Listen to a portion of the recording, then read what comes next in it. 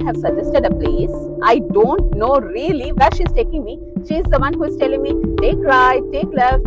So it's gonna be a surprise for you and me too. Come on. Oh my God. This female has brought me where, Rising Canes. Oh God.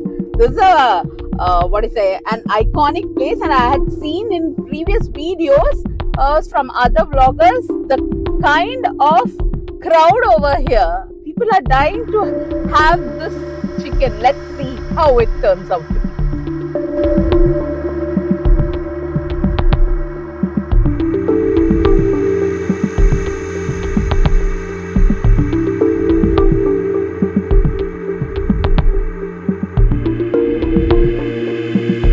God, how crowded it is. I have never seen so much of crowd in recent times in a restaurant or a fast food joint.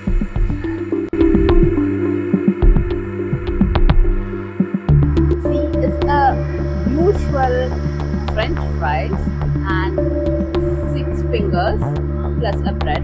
Let's see how it tastes.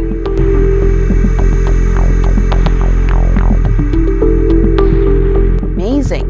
Crispy outside and very juicy inside. The highlight of the whole meal was the sauce. Loved the sauce to the core.